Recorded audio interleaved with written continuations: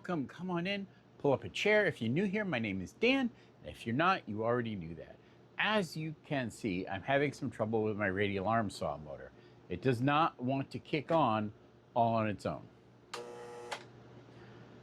I'm not quite sure what's wrong with it. I replaced the capacitor.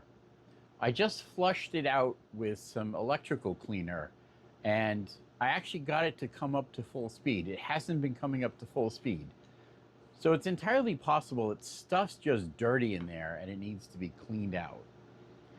So I am going to take the motor out again, and this time I'm going to tear it down a ways and see if I can really get in there and get things clean. I'm going to see if there's brushes I can access and replace those. And honestly, any money I spend on brushes is kind of a waste because these things are available for nothing or next to nothing on Facebook Marketplace.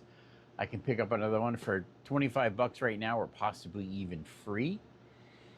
But that would require me hauling this beast up stairs and then finding someone with a pickup truck to help me go get the next one and carry it downstairs. And you know what? I'm just too fucking old for that shit.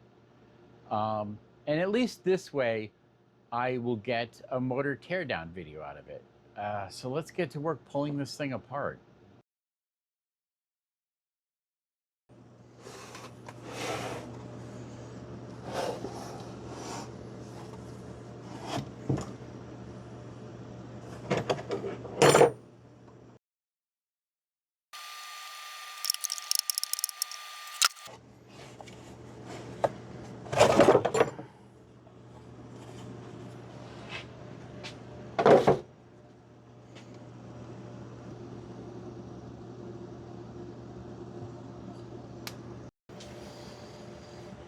Okay, first thing I got to figure out is how to get this fan off with these switches so I can access whatever's further down underneath. And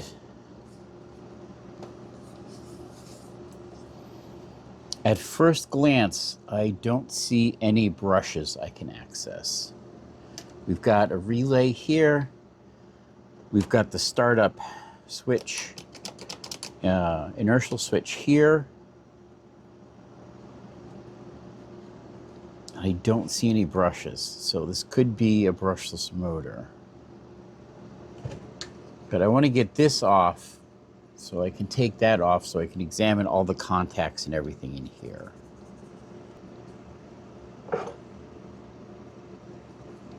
Aha! All right, I just noticed that there's holes in this plate that line up with a screw on either side.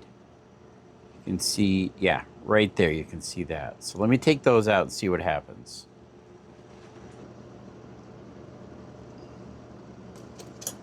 Okay, those screws hold the springs that are underneath the initial switch plate.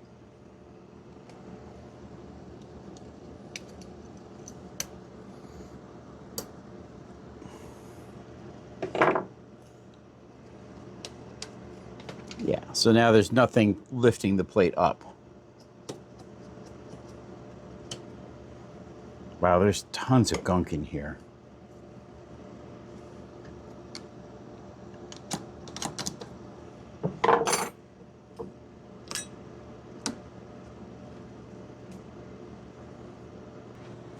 I don't really have much in the way of picks, so I used an old screwdriver to make one. And I'm going to see if I can gently lift these little tabs out.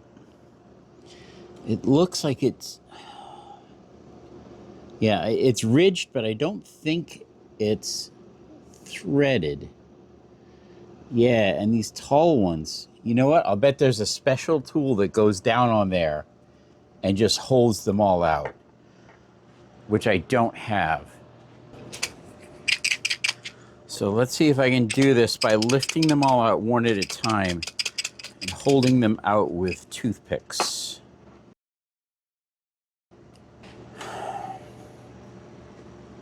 So I'm quite sure that the way this is going to come off is by lifting these plastic tabs out away from the drive shaft. I'm guessing there's a specialty tool that pops down on there and does that. I'm going to have to figure out how to do it without that specialty tool.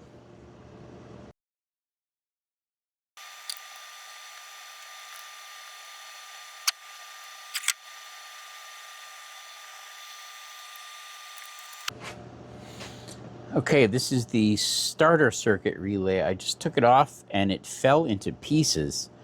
I don't know if it was supposed to do that, but this at least gives me a chance to clean the contacts in there. You can see there is definitely, a bit of carbon fouling on those. If the relay is not engaging properly, then it stops the capacitor from dumping its power. But that isn't going to prevent the motor from coming up to full speed. So I think there's more going on in here. This nut and shaft go all the way through. There's a nut on the other end that's held in a hexagonal hole, so you can just take this off and that'll free the case. All right, these are both 7/16, but you're going to need a thin-walled socket to get into this one. Fortunately, I own a grinder.